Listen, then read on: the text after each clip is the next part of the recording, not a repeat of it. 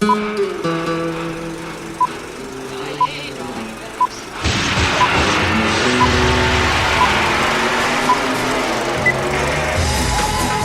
to the Reviews Without Remorse podcast with Joe and Dave. Be warned, the discussions in this podcast may contain detailed spoilers. For spoiler-free reviews, be sure to check out our show on YouTube.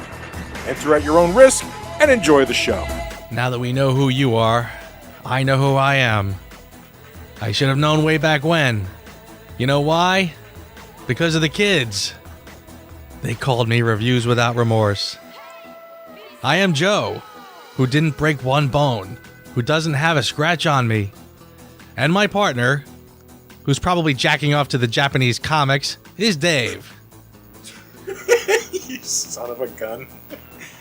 I'm going to get you for that next week. And this is episode 100. And in this episode, David and I will look back on the first 100 episodes of Reviews Without Remorse. And also, Star Trek 4, and effectively the entire Kelvin Timeline, has been indefinitely put on hold, i.e. canceled. We'll get to the bottom of what happened. The second season of The Punisher gets a trailer, and it's so good it hurts, and we'll explain why. And finally, do you see any Teletubbies in here? Do you see a slender plastic tag clipped to my shirt with my name printed on it? Do you see a little Asian child with a blank expression on his face sitting outside on a mechanical helicopter that shakes when you put quarters in it? No? Well, then it must be time to review M. Night Shyamalan's blockbuster follow-up to The Sixth Sense, Unbreakable. Now all I need is your credit card. What's happening, partner? That was an excellent intro, man. I'm gonna have a hard time next week, but I am good, man. How are you? I am good. Congratulations, happy 100th episode, my partner. I cannot believe we made it to 100 episodes. I can't believe you've had this much patience with me. And vice versa, my friend, but we will discuss it.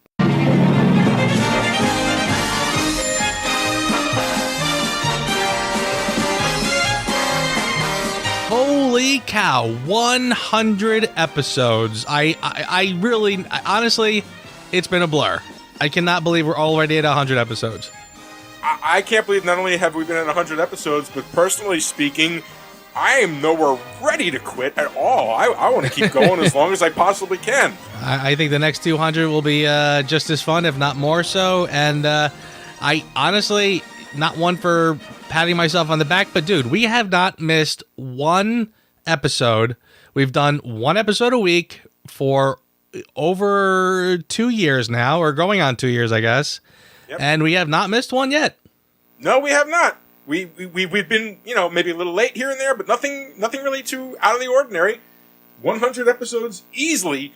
Well, maybe not easily, but certainly funly done, I must say. And that's really what this has been all about. It really has. It's been fun for us and hopefully fun for the people listening. Okay, a little trivia. What has been our most downloaded podcast? I don't know. What has been our most downloaded podcast? To this date, our most downloaded episode is, oddly enough, my top 10 for 2016, our very first episode, probably due to something that iTunes or something does. Maybe our feed, when it was new, got propped up. But that was our most downloaded episode. In second place was our review of Wonder Woman. And in third place is our review of Spider-Man 2. Wow. Don't ask me why. Wait a minute. We're talking about Spider-Man 2 like the Sam Raimi Spider-Man 2, right? We're not talking like the Amazing Spider-Man or Homecoming. The original Sam Raimi Spider-Man 2. Wow, and if I asked you what our amazing. if I asked you what our most viewed YouTube video episode was, you'd never guess it in a million years. The Matrix? Nope. What is it? By a substantial margin, our most viewed review is El Mariachi with 6,727 views. Don't ask me why. That's kind of amazing. I like that. It is amazing, and honestly, I think it has, probably for the same reasons that Rodriguez knew enough to do a Spanish-speaking film, because he knew that the market for it was pretty good. That seems to be the trend because people have sought it out because it's a Spanish-speaking film. So, hey, props for us for that one. Yay! Did YouTube send us a huge check? Did they send us one of those golden little play buttons or anything like that? No, the silver plaque, I think we are a long way off from that, my friend. But hey, we're only 100 episodes in, so let's keep on going. You never know what's going to happen. Indeed. To the next 100. To the next 100, my friend. I couldn't believe it when the bartender told me who you are. Why are you talking to me, man? Your father was captain of a starship for 12 minutes. He saved 800 lives, including yours. I dare you to do better. Enlist in Starfleet.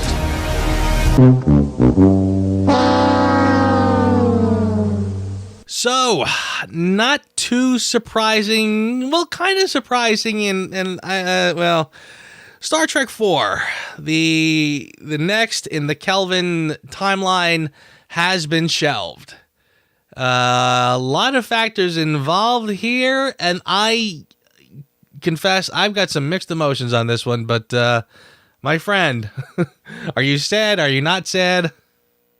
I'm with you kind of in the mixed emotions department. I kind of felt like they had gotten their groove with Star Trek Beyond, but I mean, then Anton Yelchin died, so, and they weren't planning on recasting him or anything like that, so that kind of was a bit of a deflation. But the other side of the coin is they didn't really secure all these actors after 3 movies. It's just understandable. Most actors don't want to really, stick around for their entire life, but everybody's kind of like grown. And funny enough, like Uhura, Zoe Saldana is probably the biggest one of all of them at this point. Yeah, that's probably true. And I have mixed thoughts on that. Well, first of all, with Anton Yelchin, I had a solution to that in the back of my mind that I really would have hoped they had gone with. And? Do you remember who played Chekhov in the animated series? Animated series? Jesus, remember no. this? Remember the original Star Trek animated series that came out not long after I do, but I don't remember. I thought it was all the original voice actors. They didn't use what's his face? Chekhov was, for Walter some Koenig. reason, and I'm not sure why, he was not in the animated series, and they ended up replacing him with some kind of alien. And I see where you're going with. so the only way I think they would have done that and pleased the original fans is if they had done that. If they used the alien from the animated series as the fill-in for Chekhov. You know what? I'd buy that. But that aside, no, this isn't surprising. Once we heard that Chris Pine was being, I don't want to say greedy. I'm not 100% sure that's really the right word because we don't know all the behind-the-scenes crap. I just kind of felt like, you lose the guy who's playing Captain Kirk, you're kind of on shaky ground, aren't you? And then you've got this situation where people are like, oh, well, we need to save the budget, but we need our Captain Kirk. So we can afford our Captain Kirk if we knock the budget down to this much. And then it's like, okay, now we're gutting the movie and whatever script idea that was being developed or anything like that, because now you're losing money on your special effects because you got to pay the people. At some point, somebody's just going to say, you know what? To hell with it. Yeah, listen, first of all, I think that Star Trek Beyond is going to get the backlash. People are going to point fingers at that one as being the one that killed the franchise, because that essentially is that film tanked. I mean, it did okay, but the budgets for making these are very big now. You have big name stars who want to get paid. The effects are not cheap anymore. This is not exactly Star Trek 4 wandering around the streets of San Francisco anymore talking about whales. These things are expensive. So, yeah, basically Beyond really did not perform, and that's the problem. But first of all, there's 2 things that go through my mind. One, I don't think it's fair to point the finger at Beyond, because really it was Into Darkness that I think tanked this franchise, because they came out gangbusters. I mean, I don't know the numbers, but I know that the original Star Trek, the original Kelvin universe Star Trek, was very well received. People were very excited about this, and frankly, it was the jump start that they needed to reinvigorate the Star Trek brand. Right. And I think everybody was excited for the next one, and then Into Darkness came out, and it was like, oh yeah, they're doing that. So the air just came right out of the tires real fast with that one. So I think even though Beyond was pretty well received by the people who saw it, I think it was pretty well reviewed. As far as I'm concerned, the steam was sort of let out of the pot already, so it didn't perform. And again, it's kind of heartbreaking because I really did. Again, when I first saw the original Star Trek trailers, I was really trepidatious, but I really felt that I was very pleasantly surprised, and I was very happy with where the series was headed. So I'm disappointed this is not happening, and as far as the actors are concerned, boy, am I torn. I really am torn. There is a part of me that, says, look, I understand that these actors have established themselves. They expect a certain paycheck at this point. And I do understand that going down to just say, okay, fine, I'll do it for half, that hurts your brand as an actor. So it's not easy to do that. On the other hand, I kind of feel like, I don't know.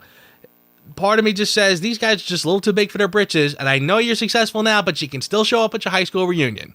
You can still say thank you, because when Star Trek casted you, you were not the big names you are now. And I think you might even owe Star Trek a little thank you. So I'm a little disappointed that they're not coming back. Now, again, like you said, it's not that cut and dry. We don't know what goes on behind the scenes and what people maybe proposed as possible solutions. I don't know. But yeah, overall, I'm very disappointed, and I really wish they could have come to something. I agree. Now the only Star Trek we've got is Discovery and the future Picard TV show, whatever that winds up being. But you know what? I'm going to go with my friend Christina's thing. She doesn't call the Orville. She calls it Star Trek the Orville. And I'm okay with that. I'm okay with that too. And it's funny you mention that, because I've been enjoying this series. I'm enjoying season 2 a lot. I mean, honestly, Mary and I watched these over the weekend. We watched the first one when it first came out. We caught up on the last 2 over the weekend. And I mean, I'm watching I'm like, man, I love this show. This is a great show. And what other show can you watch that talks about like serious issues in a futuristic setting, including Moclan porn infecting the ship? And downloading a virus into the... Yep. That was perfect. That was, boy, yeah, seriously. I mean, seriously, you talk about a show that brings current issues, current dilemmas, real dilemmas, the trouble between the couples because of things that happen. That was great. I mean, again, something that's funny on a surface level, but with much more substantial meaning underneath. I mean, they really are doing a great job with that series. And by the way, the send-off of what's her name, who left the Alana. show. Yeah. Alana, oh my yes. God. That was heartbreaking. When they got to the ending, that send off, and this show is only one season in. They only have one season under their belts. Mm-hmm. And she's a great character, but she wasn't even like a main character. Then what a wonderful send off, and a heartfelt send off. I mean, and that was sort of like a wink to the audience. Like, we care about these people. We care about the people when they leave, and it's not just all business. It's there's a sense of community and family here. I was blown away by that.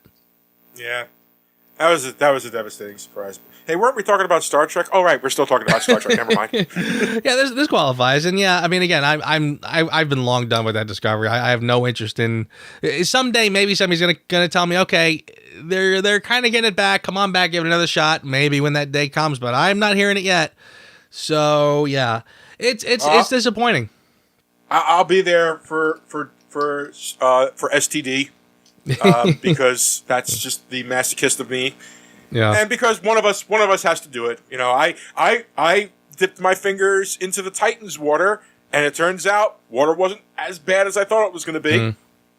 And incidentally, by the way, not to spend too much time on this topic, but this also is interesting because if they don't do another Star Trek movie, the rights will go back to the original owners, which is technically CBS and not Paramount.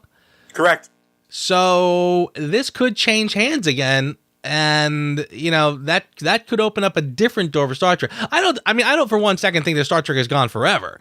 I just think this incarnation is gone. Unfortunately, the Kelvin timeline, we've seen all we're going to get from that, but it'll be back in some form. And by the way, that other Tarantino Star Trek project is still apparently floating around, so that's not off the table either. So I'm not holding out any hope for anything. You know, I was hopeful for Mangold's Boba Fett movie, and look where that's gone.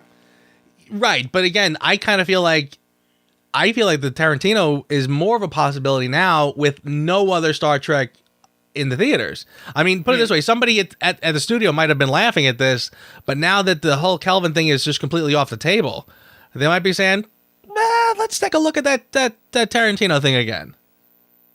Or maybe they'll just do a Kelvin timeline Star Trek The Next Generation. Or maybe an animated series, who knows? Why did you help me in the bar that night? What was I supposed to do? I had to get involved. It's what it is, I guess. You know, it's almost like you were happy for the excuse. Who are those people? So you know that trope, Joe? Do you know that trope? That trope in trailers that we hate so much. Let's take a song that's kind of popular and use it as the backdrop of the trailer. And you know how we always make fun of anything that does that? Yeah. Why am I not making fun of it here? You know, I had the same thought in my mind too. It's funny you say that. When that song kicked on, which again is one of my classic all-time favorite songs of the 90s, that kicked in, I was like, wow, does that fit here? Does that tone work here? And yeah, you know, they kind of tried this before. Didn't they use a Nirvana song for Defenders? I believe, yeah, Come As You Are. Yeah, and I didn't like it as much then, but here I thought it worked a lot better. Yeah, the message of Come As You Are didn't really work there. I think Wood definitely fits in with the Punisher more than anybody else. Agreed. And holy moly, what an amazing trailer for the last season of The Punisher. Yes, I'm with you. I'm anticipating something on par with the last season of Daredevil. And unfortunately, we know now that this is going to be the last season of The Punisher, so yeah, it's going to be bittersweet, but we're going to enjoy the ride, I think. I hope so, because it looks tremendous. It looks really, really... About my only complaint about the entire thing is I really, really hope they don't try to, like, superhero Frank. Because Frank's not a superhero. Sure. Okay? That's the only thing that I'm worried about. I don't want him to be a superhero. I don't even want him to be a hero. He is, at best, an anti-hero. And I sort of get that Logan-ish kind of vibe where they are gonna try to put him in a very sympathetic position. But I don't mind that. I don't mind that at all. I kind of feel like, again, I know what they're doing, and I'm with you, but I don't mind that with this character. And again, particularly, by the way, if this is the last season, I almost feel like if we knew, for example, that this was going to go on for, let's say, 4 or 5 seasons, I would have said, look, keep him a badass, and then maybe at the end give him like a redemption. But this is their last shot, so you might as well do it here. Oh, yeah. I'm sure when they were filming it, they didn't think it was their last shot, so Let's hope it goes out well. Agreed. Hi. You're in the emergency room of the Philadelphia City Hospital. I'm gonna ask you some questions. Where were you sitting on the train? Against the window. In the passenger car? Yes.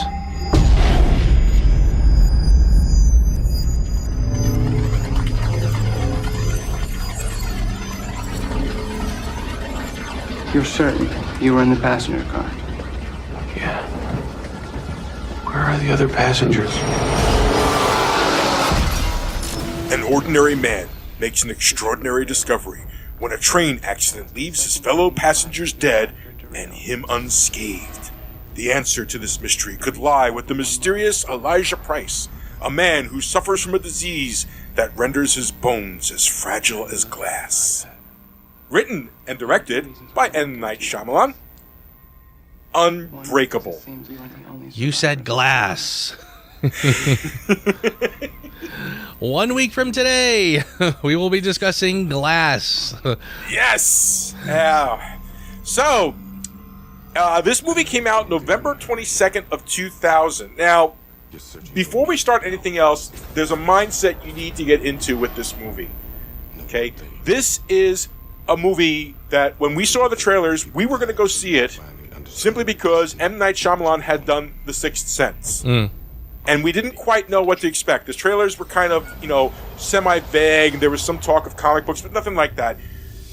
No one knew, I didn't know, that we were going into a comic book movie. Which is really what this is. And in the year 2000, was the first time a comic book movie had a huge hit, which was the July release of X-Men. That was the first huge comic book hit movie that had happened in a long time. Since like the first Batman movie, I believe was the last big hit. So you're coming at a time frame where comic book movies were still not quite there yet. Even the X-Men movie, as popular it was, and some elements it got right. The costumes, as our costume commander will tell you, were just crap. But along comes M. Night Shyamalan, who is a huge comic book fan. And this movie is his love letter to comic books, as far as I'm concerned. And it's wonderful. Watching this movie again, I still adore this movie as much as the first 50 times I've watched it, I think. Brilliantly directed. Some of the shot, like, there's a shot in the beginning of the movie, he's just gotten out of the train crash, and the doctor is going to check up on him. And there he is. There's David Dunn, in his kind of light greenish shirt, hint, hint, sitting on the table as the doctor approaches him and starts asking him questions while there's a patient barely breathing in the foreground. And you see the patient start to bleed out as the reality of what's just happened to him comes into play. That is like one of my favorite scenes. Just that little composition right there. Joe, I love this movie. I'm going to gush, and I've given the preamble, so I'm going to take it to you for a little bit. Please. Yeah, I'm with you too. And you're making me think of something too. If you look at like the original X-Men as being the very first in what we know to be the modern comic book genre, and then you look at Unbreakable, and if you sort of see them as kind of two ends of the spectrum, you could almost make the argument that little by little over the years, both of those films started to converge. Yes. And kind of give us something that what we have today, where they sort of merged together and given us the over-the-top comic booky, fun flavor of the X-Men versus this completely grounded film. Looking at the world of comic heroes in a completely different light, and those worlds have sort of converged to give us things, akin to something like Logan. So yes, Unbreakable. You're right. We did kind of just go into this with the idea of like, oh, I'm not Shyamalan's got another movie in it, and Bruce Willis is in it. Okay, the first one was great, so we got to see it again. And I think it got kind of mixed emotions because again, coming off of Sixth Sense, there was really no way to sort of live up to what he did with the first one. This kind of felt like a good B+ sophomore follow up to that first one. And it's interesting too because I don't think there's a whole lot of directors who people would make that instant comparison with. Throw me out another director whose first movie comes out and everybody goes, "Oh, that was really good." Then the next one comes out and people instantly connected to that other film, You know, I mean, you're going back to, you know, like Hitchcock. You know, like this is another Hitchcock film, or this is another such and such. I don't even think Spielberg, you know, had that gravitas when he first started out. I almost feel bad for Shyamalan. You got to figure after 2 movies to have that type of moniker on yourself. That's got to be a hell of a pressure.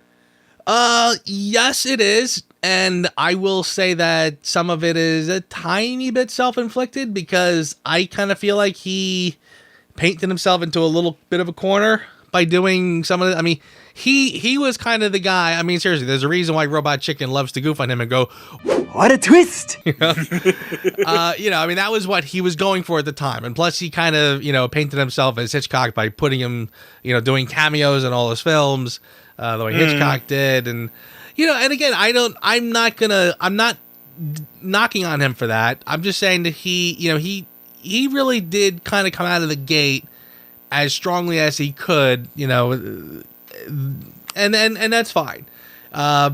But yeah, people did sort of expect a lot from him, and it was sort of not quite fair. But anyway, that's, you know, and he certainly had ups and downs. He seems to be on the upswing again, so we're happy about that. But yeah, Unbreakable. I mean, this was one of those, when you watched it, you kind of went, like, I think it's one of those films that took you once or twice to get it, you know, to understand what you were watching. Because again, when you first saw it, you didn't know what to make of it. But yeah, in retrospect, boy, it is a masterfully done film. So many things about this film work tremendously. There are some things that I don't think work perfectly, but I think they pretty much pale in comparison to what you actually get. One of the things right off of the bat is the color. He's a master of using color to, you know, to make his point. And I think when you look back, almost like when you did with The Sixth Sense, when you kind of went back and once somebody said red, you went, oh yeah, you know. Same thing here. Like, I love how Elijah and everything about him, or there's always some sort of purple with him. Yep. In some way, shape, or form, and usually at kind of a pretty, you know, an important moment. The gift of the comic book has the purple lining inside when he opens it, and of course David Dunn, everything with him is green. You know, there's always green either in what he's wearing or the room he is in or something. Very smartly done. And again, that's the shot in the when he's kind of coming to terms with his abilities, and he's in the train station. Mm-hmm. And the people who walk past him with the brightly colored clothing are the ones who have the secrets. You got the lady in red who stole. You got the guy in yellow who did a hate crime. The guy in kind of the greenish yellow shirt that was at a college thing, and then finally the orange guy. Yep. Very smartly done. So yeah, I mean, there is a lot of mastery in this film, and a lot to enjoy, a lot to swallow. And a lot of themes that I think kind of go under the radar, that I think as we talk about it will surface. But yeah, I'm with you. I think this is a very underrated and masterfully done film. Very underrated movie. Even like one of my favorite parts that happens early in the movie that just showcases exactly what we're talking about. When you first meet Elijah as an adult, he's describing the artwork to this guy who wants to buy it for his 4-year-old kid, which gives you that line that introduced the movie. that beautiful monologue I had. Yep. He's talking about the artist's work, and he's like, notice the head on the Jigaro, how it's disproportional to his body.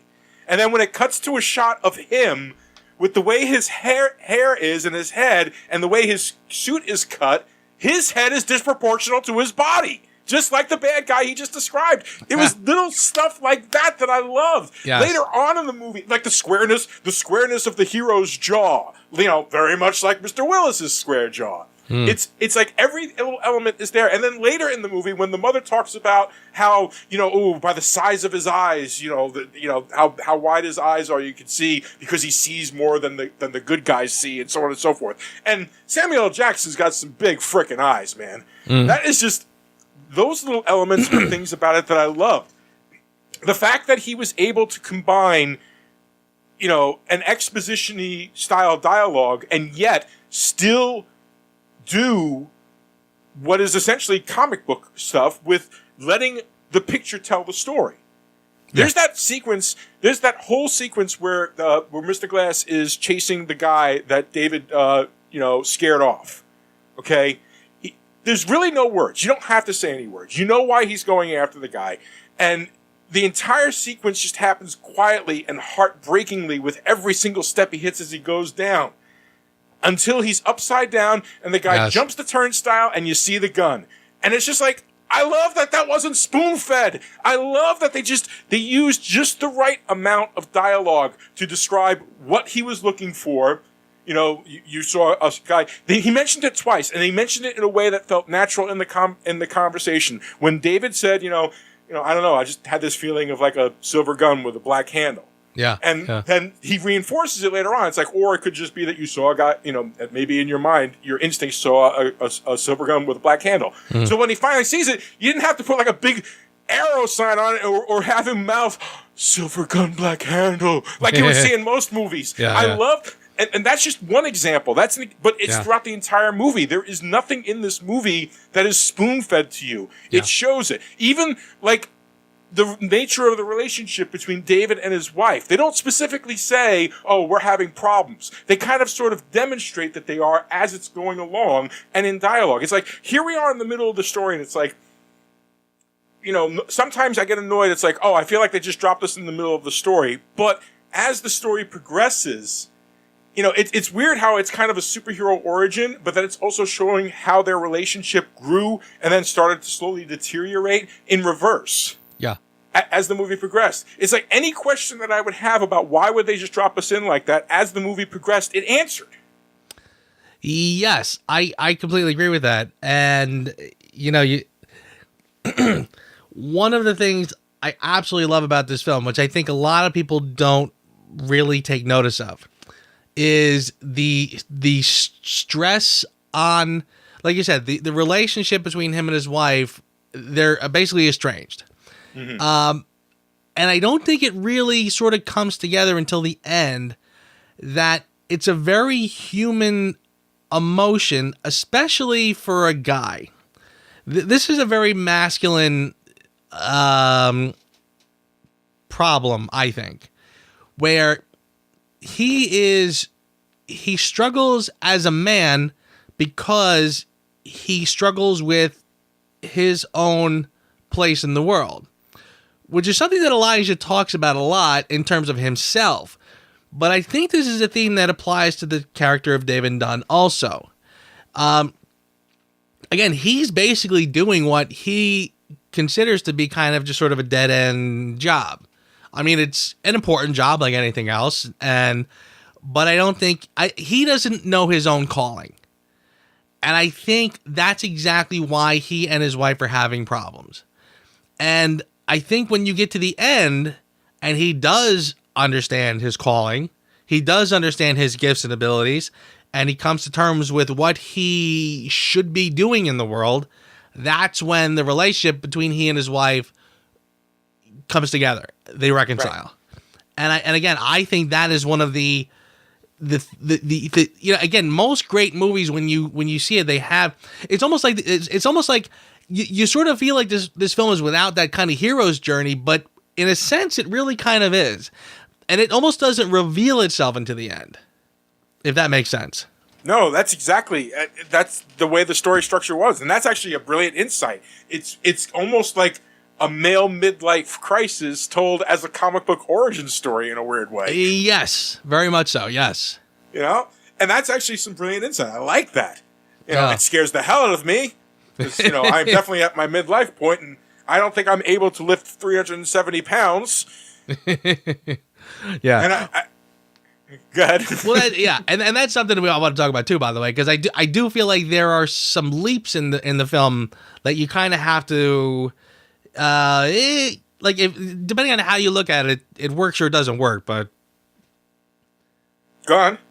Well, for example, I kind of feel like one of the things about this film, when you, again, after watching it a couple times, you sort of say to yourself, and I think even when I first saw this, I kind of had this thought, was how would you really go that far in life without noticing that you haven't been injured or you haven't been sick or anything? And I think you really, and I think it's the way they do it is pretty smart, because I think they know that the character of David Dunn, as played by Bruce Willis, needs to be a very unassuming person. You know what I mean? Like, again, for him to go that long and never notice that he's never taken a sick day, when most people would probably go 6 months and say, man, I haven't even taken a sick day once. I'm going to take a sick day tomorrow. You know? Well, I think they kind of explained that, though. I think they kind of explained that, though, because they talked about how, for the past, for so many years, I've woken up sad. He's depressed. He's depressed. He's trying to make his way through life, and he is depressed. When you're depressed, man, you don't notice stuff like that. You notice everything else. You notice the fact that you can't talk to your wife. You notice the fact that you don't feel like you have a place in this world. I don't necessarily think that that's something you would notice. I couldn't tell you the last time I was sick, and I'm not David Dunn. It's something I never think about. You get sick, you get better, you move on. And the thing is, if you're in a case where you've never gotten sick, how do you know to take something like that for granted if it's something that you've never experienced? Well, I put it this way. First of all, I'm going to disagree with you, but come back and agree with you. Interesting. Go on. Well, I mean, for you to say, I can't remember the last time I was sick. If somebody flat out asked you, when was the last, like if you walked into the doctor tomorrow for a physical and he says, when was the last time you were sick? You wouldn't say, oh, I have no idea.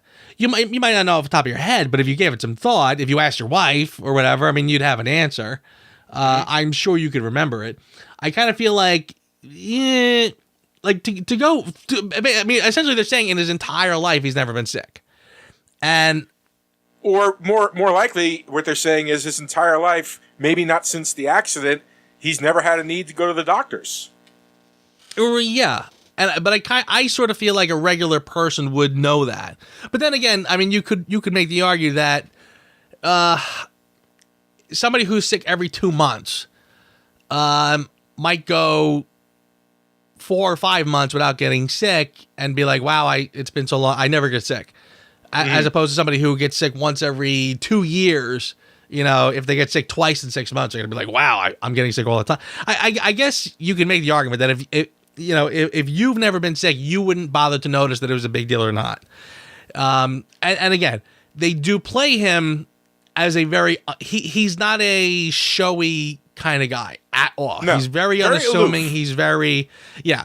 So they do smartly sort of play him in that way that he just might go a long time without really noticing that he did or didn't get sick or whatever.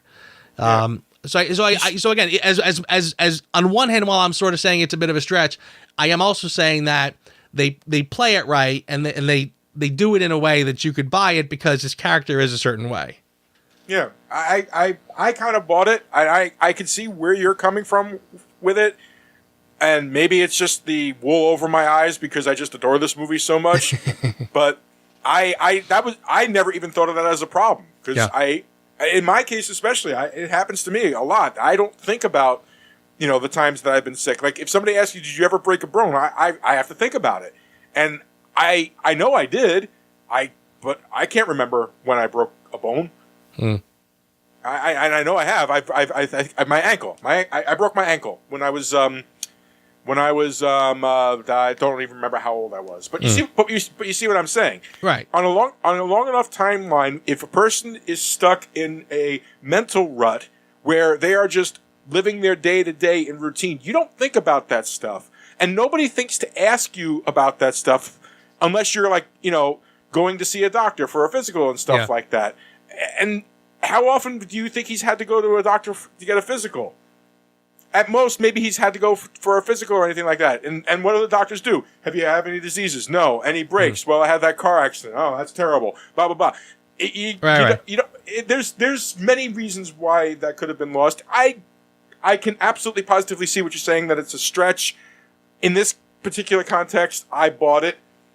Yeah. Like I said, I mean, it's a minor thing I noticed. again, it's not in the bigger scheme. It's not a big deal. I mean, again, I love one of the things I love about this film is that at no point it's always grounded. For a film that is dealing with something again, it's essentially about comic book heroes, and like you said, this is a different kind of origin, but this is the origin of a comic book hero. It was I'm sure it was so incredibly tempting to get carried away or kind of, take the film to the next level where things start to get a little crazy. They never do. And the scene at the end when he goes into the house, he finds the guy and he just chokes out this guy. Yeah. Could have easily just been the moment where I'm a superhero and I'm going to, have this kind of super duper karate fight and, didn't know I could do this stuff and look at me.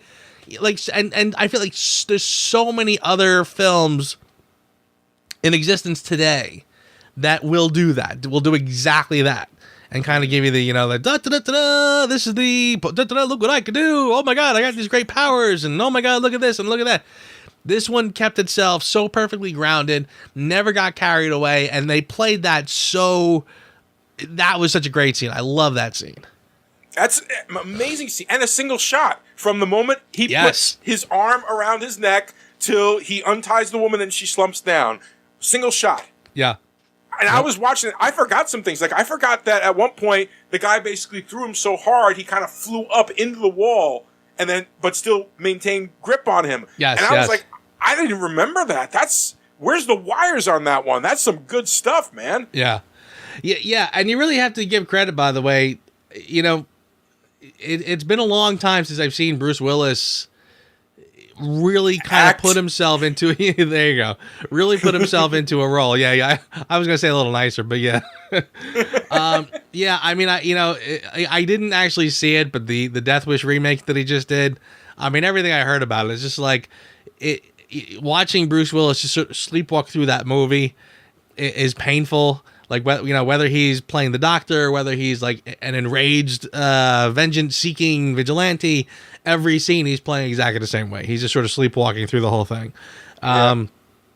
So yeah, and again, even for a film as subdued as this, because it's got some good moments where you see him react, and it's just really nice to see him kind of putting his all into a film, I think. I agree. I mean, the movie is not that long at all. It's an hour and 50 minutes, and yet there's such depth and nuance within that hour and 50 minutes. Like, you hear people talk about, we're doing it's 2 hours and 30 minutes, and yet somehow they managed to get everything nearly beat perfect as far as I'm concerned with this movie. You have that amazing scene in the kitchen where him and his wife, Audrey, are talking, and they're going back and forth. And it just kind of turns around, and I just loved the change in his expression just from turning around. Okay? He just turns around, and his entire face just falls. And it's like, holy smokes, who knew Willis could emote? And the entire tension of that scene, the way he played it, the way he talked to him and everything like that, just felt so beautiful, wonderfully done on all their parts. Even the kid. God's sakes, that kid was what, 12 years old? Yeah. However old he was. And he's actually in Glass. You know that, right? Oh, I think I did, but yeah, I kind of forgot. Oh yeah, no, he's on the poster and everything like that, so that's not a spoiler. Yeah. No, yeah, he's gonna be in Glass as well. Nice. He was freaking brilliant. Oh yeah, and incidentally, by the way, that scene with him with the gun, from what I read, it was inspired by the true life story of George Reeves when he was playing Superman, and he was in an appearance, and a kid actually does pull out a gun. Did you? Yeah. I've heard that before, and that still drives me crazy that there were kids like that. So yeah, I and again, inspired by an actual, real life superhero-ish story. If superheroes are in real life, and so I kind of felt like that was very fitting in that respect. So yeah, even the main story of how Elijah finds him is also based on real life, because it's like he said, there have been these cases where, hundreds dead and there's like one survivor or something like that. Yeah. There have been cases of those before. And what a brilliant idea to take that idea and just kind of expand upon it. Yeah. And by the way, that to me is another, I kind of feel like that's another, like, again, when people saw this film and it didn't have that kind of powerful twist that The Sixth Sense had, people were kind of off-put, I guess. Honestly, I feel like the twist in the end here really works. Yes, and it's 100%. Not, yeah. It's not even a cheat. Not at all. And I don't think it works in the same way that the twist on The Sixth Sense works. It's a different... Here, when you find out that he's been doing all these things, it's not simply that he kind of reveals himself as a supervillain. I kind of feel like it's almost like you didn't know you were watching a comic book movie all this time, but you really were.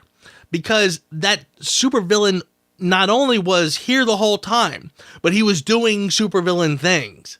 So under the surface, it's like that. It's like now it floats to the top that the supervillain has been at work this whole time.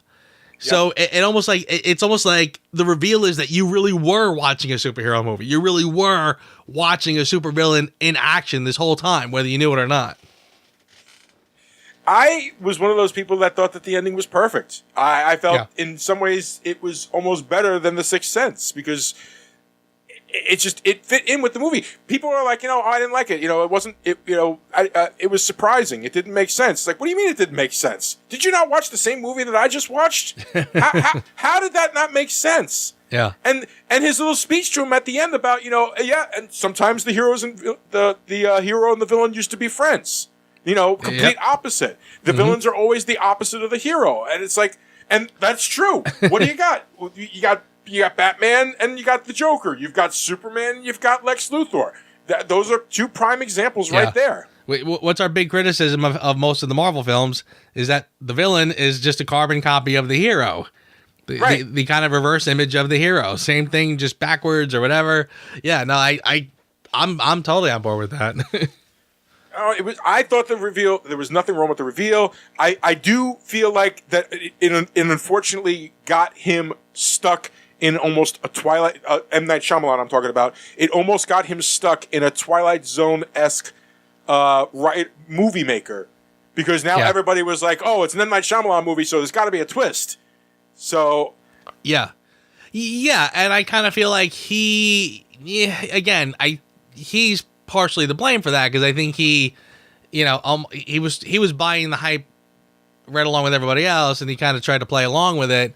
Might not have been the right way to go. I mean, seriously, like when you see Signs, I think Signs is a fine movie, and I frankly don't have any problem with the twist in that film. But a lot of people do. I don't. Like put it this way, the water. Not to sort of skip out of this movie for a second, but the twist of Signs when it's the water. Again, everybody bags on that, and I never really understood why. And I've had it said to me like, well, why would you go to a planet where there's something there that can hurt you? I'm like, why did we go to the moon where there's no air, where everything could kill us if we're not wearing gear or whatever? Again, I kind of never really understood the big problem with that reveal. But yeah, again, it's kind of like, well, people now go to the film waiting for the twist, and if it's not big enough, good enough, they're gonna get disappointed. So again, he sort of played into his own shtick in a way, and he painted himself into a corner. A little bit, but in some of the people's look, I loved Signs too. I thought it was a very nice movie that had a backdrop of an alien invasion, but really was mostly about faith. Which is a subject I can enjoy. Sure. Think of it this way, dude. Basically, it's not just the thing that the planet is abundant of. Like, you get a humid day, that's basically kind of a dry moisture in the air. You're basically an alien walking around in moisture all the time. So I can kind of devil's advocate for that one. I can kind of understand that, but you're right. As he went along, it got more the village. What was the big thing with the village? Right. What a twist. I still like that movie too. I still like that movie. I didn't need the twist. I kind of enjoyed that movie for what it was. Here's a confession. I don't hate The Happening as much as most people do. I get it that it's not a great movie, and I get it that a lot of it is just kind of but I don't dislike it as much as most people do. What? No. So, but pulling back a little bit, back to the subject of this, I kind of feel in some respects that this movie takes his concept of the twist, but I think it's one of the few movies where the twist is actually a perfect part of the entire film. Not just, Yes, hey, agreed. watch for the clues, watch for the clues, watch for the clues. This entire story from the beginning led to this twist that, like, when it happens, it was even more in front of your face than any of his other movies. It was right there the entire time. It's a superhero story. Superhero stories almost always start with the superhero's origin as well as the villain's origin. So, of course, it was right there under the surface. Everything you needed was on the screen. I'm with you there. You're absolutely right. It's not a gimmick. It is absolutely a fundamental part of the story. I completely agree with you. And I love the part. You want to talk about the clues, if you will, for lack of a better way to say it. I mean, Elijah keeps saying, not knowing who you are is a terrible way to live, thinking that he's talking about David Dunn. Meanwhile, the whole time he's talking about himself. Are you ready for the truth? I believe comic book heroes walk the earth. I believe you're one of those individuals. All right, but guess what time we're at? Is it that time? It is that time. Yep, we are in that moment, sir. We are at that point. We are near the place. We are at the end. Now this is, you have Unbreakable, you have Split, you have Glass. This is the weirdest trilogy of movies we're ever going to review, simply because of the time. This came out in 2000, Split came out in 2016, and now we've got Glass coming up. But for this one, Joe, let's start at the beginning. We both really liked Split. Joe, Unbreakable. M. Night Shyamalan. Out of 10. You are really sort of persuading me to kind of go a little higher with my my number here. But I guess I'll stick to where I'm at, because I think this film is a solid 8. Mm-hmm. I would definitely call it a high 8, and very close to a 9. I don't have really much in the way of criticisms of this film. It's I can definitely understand people struggling with it, and maybe it's a little hard to read. There are, maybe it's a little imbalanced in certain ways. The pacing might be just a tiny bit off in certain places.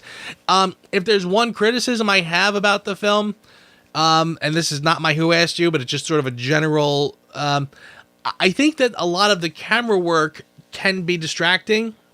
I think that he tries to get a little cute with his camera work, and again, he is a young filmmaker who is definitely trying to put his personal stamp on a film. And again, that is not a criticism, but again, certain things can be sort of noticeable in that respect. The scene when he opens the box with the comic book and it's upside down, he tilts his head, and then the whole camera sort of turns with the comic. Again, it's not bad, but I find it a tad unnecessary. I don't know if if it adds to that moment necessarily. The opening scene in the train when he's talking to the girl sitting next to him, the camera keeps panning back and forth across the empty seat in between. And again, it's not terrible, but I just don't know that that's necessary. And I do find it to be a bit distracting. That aside, though, this is a solid story. It's a solid exploration.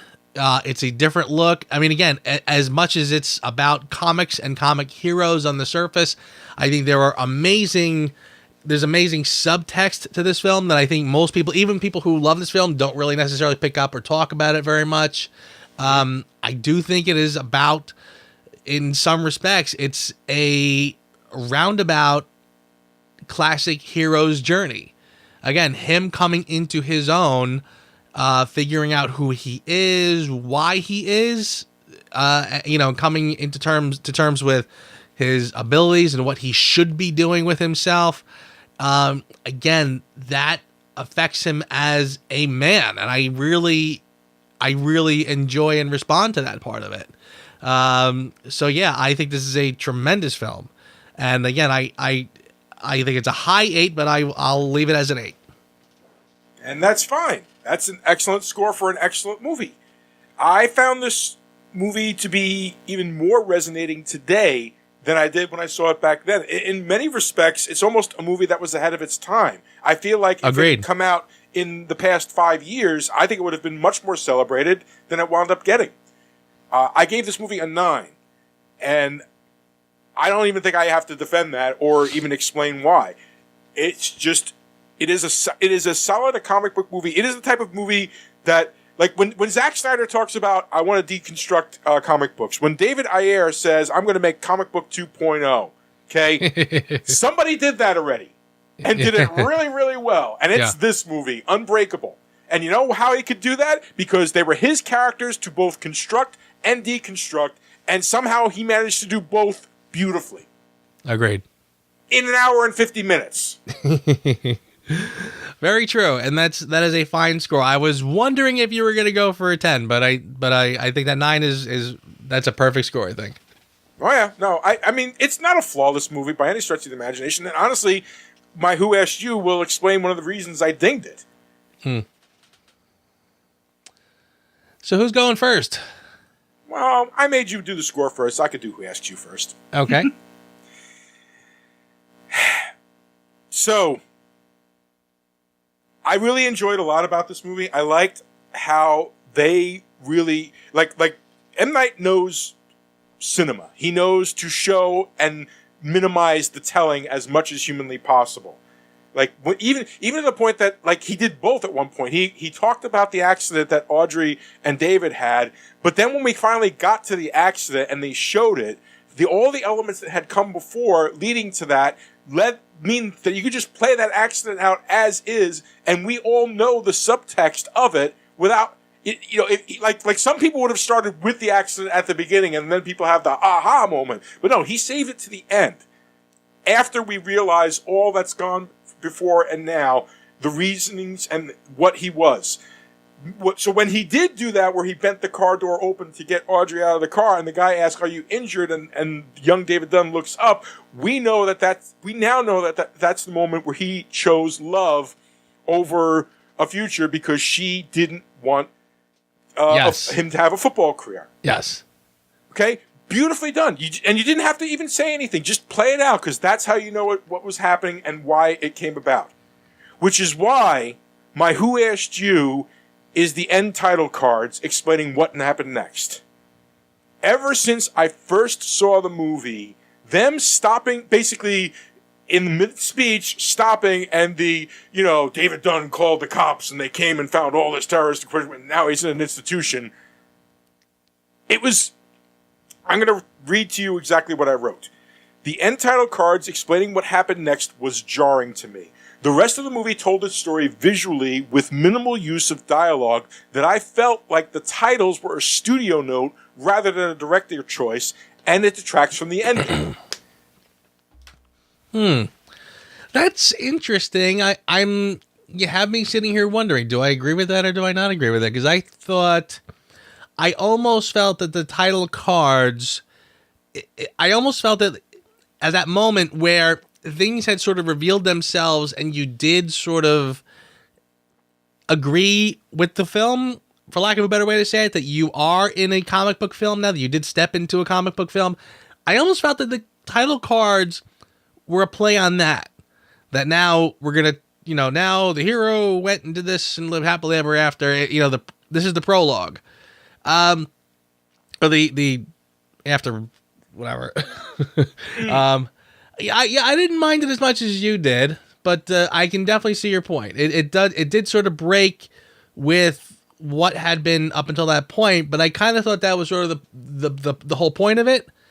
So I didn't mind it as much, but I think your point is valid. I feel like they could have done it better. They could have done it better. The one thing, the character of Elijah Price, he very rarely talks about the actual storylines that go on in the comics. His focus is always on the art, the picture, the scene. So the visual more than anything else, if you think about it. Yeah. And in fact, so much so, he focuses so much so on the visual that it isn't until he has that incident in the comic book store and gets the comic and remembers, oh shoot, you know, the superheroes have a weakness. Like, he had to be reminded that there's still like a storyline to these beautiful pictures that are being drawn. Yeah. So I kind of feel like by taking that and making the ending, insert a shot of him like kind of all you had to do was insert a shot of him being rolled out with with police. Would have been all you needed. That could have been the ending. You know, him getting into the van and just like, you know, like just happy because he knows who he is. That would have been, to me, that would have been a much better ending. No words, nothing on the screen. Just end it visually with like that. Maybe it might have been over the top. I don't know, but I really feel like this was a studio note. It didn't feel like it's exactly how he wanted it to end. I feel like he wanted it to end with him just saying, "They call me Mr. Glass because I break so easily." Well, here's a question: Is it the actual use of the title cards, or is it the idea that you wish the ending was a little more ambiguous and not quite so conclusive? No, it's just the use of the title cards. I felt like because that so much of it was based on the visual portion of comics more so than story, that it should have ended in a visual manner. Think about some of the highlights of the movie that have happened. The scene where he's trying to figure out which person to go after is a 5-minute sequence of no dialogue, just music. Sure. And him trying to figure it out. And yet, I defy anybody to watch that scene and not understand what's going on there. The scene where he falls down the stairs is another scene where no dialogue is necessary. You know, there's little bits of dialogue to explain, like the parts, like the wife mentions that she doesn't like football, and that comes into play later. But it's told the ending is told in a visual manner, not with words, and that was the juxtaposition that I couldn't get past, because throughout the entire movie, you know, it was plot, then let it play out in the visual manner, which is what a comic book would do. Yeah, okay. Like I said, I'm with you. I like maybe like a crossfade to him, like in a rubber room with a straitjacket or something. Anything like that, just something.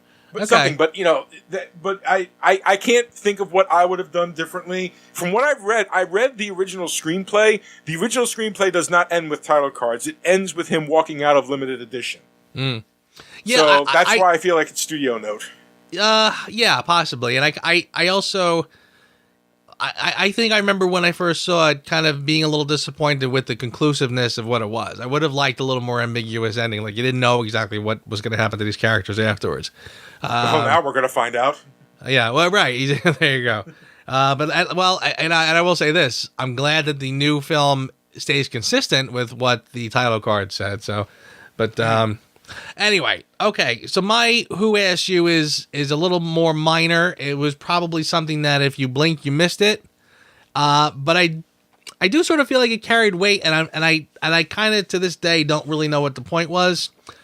But I didn't like the moment in the beginning when he's on the train and he starts to flirt with the girl next to him, that he actually takes off his wedding ring and slips it into his pocket. Right. I remember thinking, again, I'm not sure what we're supposed to get out of that. I understand that he and his wife are estranged. And I'm assuming that that's what that message is supposed to show us, that he is married. But again, it kind of makes him to be more of a sleaze than a sympathetic character who is struggling in his marriage. If you're watching that for the first time and you see that, I don't know, it makes him an unlikable character right out of the gate. And again, nothing else in that film tells me that that's what I'm supposed to get from that. So I really don't understand why that was. I kind of feel like if you just took that out and you let the rest of the narrative play out the way it does, and you see him with his wife, and like if he just got home and she said, how was New York and such, that would have been all we need. Not the idea that he's trying to, join the Mile High Club or whatever the whatever the equivalent on a train would be. It's funny. I can completely feel for you with that. This is kind of weird. I don't think there's been a time where the two of us kind of were milquetoasty on each other's Who Asked You. But this is definitely going to be one of those times. Yeah.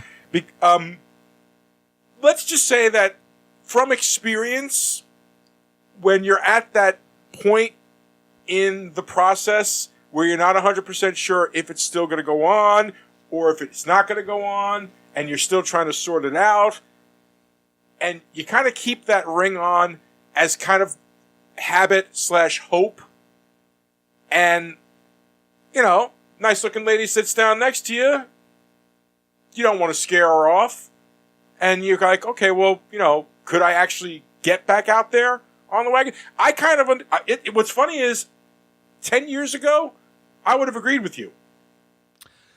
Yeah. And I can't, I kind of find it funny that at that young age that like Shyamalan had that much insight. I understand what it was he was doing. I completely understood it, and I'm sure a bunch of other guys at that point between, married and divorced, whatever that particular thing. Somebody's got to give that a name. Somebody's got to give it a name when that point when you the relationship is over, but you haven't quite gotten divorced yet, and there's a part of you in the back of your mind thinking, well, maybe I can still make this work, and so on and so forth. And then like something comes along, it's like, oh well, maybe I should try this. But that aside, the thing is like less than 4 minutes later, they kind of demonstrate immediately that there's something wrong there. That it's not just him being a slime, that there's something not right. Because they get to the hospital, and I've always remembered this. I always thought this was a really great scene. You get to the hospital, and there's all these people waiting for somebody to come out after the big train crash. And only he comes out. And God, I loved how everybody looked at him both expectantly and like accusatory. Yes, right, yes. Just beautifully done. Yeah. The son runs up to him, gives him a big hug. The wife kind of comes up, and she's kind of a little awkward, and that's a great, well played by Robin Wright Penn. Yeah. And the kid makes the two of them hold hands. Right. And then, like, the kid goes forward, and literally the camera pans down, and you see the hands just come apart. Right. And I kind of feel like I understand what you're saying, but then they, like the rest of the movie, that's kind of like setting the tone for the movie. That's like, what you're seeing right now, I'm going to give you information later on that's going to change your perspective of it. And the entire movie is kind of like that if you think about it. Well, yeah, that's a good point, and I agree with you that this is his way of saying, look, these are real people, these are fallible people. This is not Mr. Perfect. And that's fine, again, but the way that is, especially if this is your introduction to the character, I kind of feel like it's a little too important. The way you're going to be introduced to this character, your first impression of him, and to make that the first thing you see, again, doesn't quite work for me. I kind of feel like there were plenty of other times in this film to give you that sense of, again, we know that the marriage is failing. We know that the spark is long gone. But again, it's almost like, again, I feel, especially because the theme is so important, which I've talked about already, the theme of the relationship is struggling because he can't find his way. And I don't understand if she had done something shockingly wrong, if she had an affair or something, I could have gotten it, but that wasn't what I was getting. The sense I was getting was that the marriage was struggling because he wasn't, living up to his potential. Again, it's actually, this is going to sound really roundabout, but we just talked about the scene in the Orville with the two characters, and he was addicted to porn because he couldn't get past something that happened in their relationship. this is kind of, playing in that same theme. David Dunn is struggling because he had to sacrifice what he wanted from life, what made him feel whole, what gave him his sense of accomplishment. He gave that up for his wife, and now he is struggling to feel like a man without that, and the relationship is suffering. So I kind of felt like, again, it was a wrong move to sort of show him making a move on this girl sitting next to him, because, again, that's not the problem. It's not that he's not again, maybe it was taking me 20 minutes to explain something that should take me 30 seconds. But again, that was sort of I just feel like that was the wrong move. You're sort of and again, at no point later in the movie do they show him like he's not like checking out girls at work. He's not looking at other girls. This was sort of the only time they do that. So again, I didn't feel like it was the right introduction to the character, and it really did sort of set the wrong tone going forward. They should have, if they wanted to open up with some sort of a conversation or something, explaining that him and his wife are estranged, that's fine.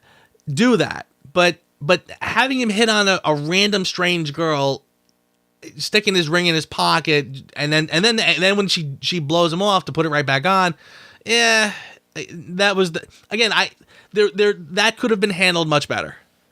All right. I will grant you that, sir. I'm not going to complain about that. That's definitely your mileage may vary situation. But for your consideration, sir, we're going to have to go through these quick because we are way the hell over. We are, and I my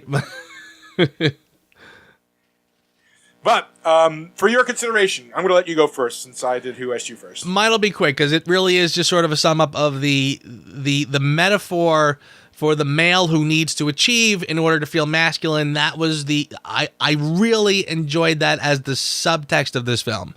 So the reunion with him and his wife at the end, once he comes into his own, once he, again, understands who he is, what he needs to do, that is sort of a core principle that every man struggles with. And I feel like this was personified so perfectly in this character. And again, something that on the surface is a kind of a simple homage to comic books, really did have much deeper meanings and themes. And I really do feel like once you sort of observe that, I think your love of this film will grow exponentially. Dude, that is an excellent for your consideration. Yeah, I'm not going to top it because mine is a little bit more visceral. The entire sequence of Elijah falling down the stairs, I've seen it dozens of times, and even during this rewatch, I still wince in sympathy and agony.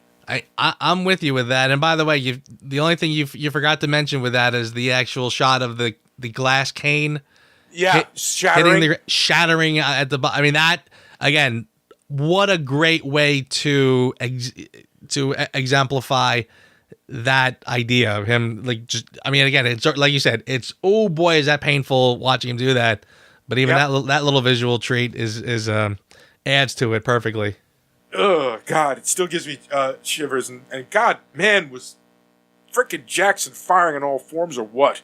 Oh my God, totally. It's amazing how that struggle that he, again, a guy who, plays bad mother effers in most of his films, very strong, very capable, to see that same sort of strength packed compactly into this frail body is a very, it really does give him a sense of complexity. I mean, they could have easily gone with a more mousy actor to fill that role, but the fact that they didn't, I think, really speaks volumes. Easily. 100%. Love this movie. Definitely want to check it out, ladies and gentlemen. Especially because next week... It's here. I can't believe that this is actually happening. 19 years in the making, ladies and gentlemen. Honestly, when I first heard it, I was like, no, they're not really good. I'm sort of stunned that they did it, and I've been avoiding. I mean, the reviews are already starting to come out. The buzz is already starting to get generated. I've been avoiding it at all costs. So I really want to go into this one blind so we can talk about it. I'm doing my best as well. I've seen a couple of negative reviews, but I haven't read them. I've just seen, like, misstep words like that. I'm like, oh. And a part of me is like, you know what? Fine. Set my expectations low. Maybe I'll enjoy it better that way. Nice. That's the way I'm looking at it. So, yes, next week, Glass.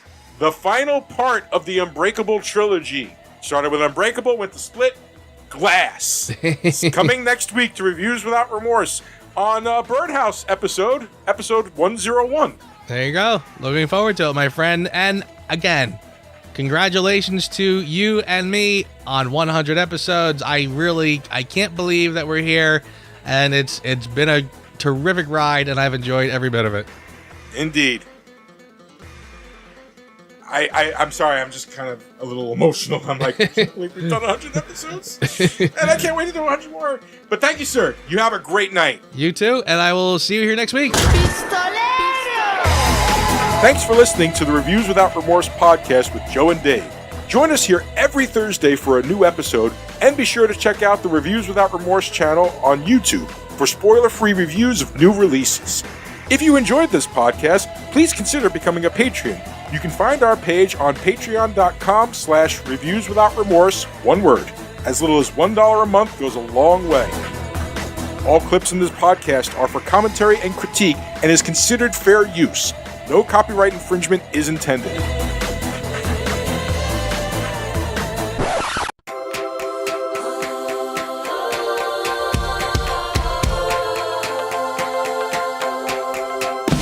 Unbreakable, they alive, damn it, it's a miracle. Unbreakable, they alive, damn it, with females all strong and unbreakable, they alive, damn it, it's a miracle.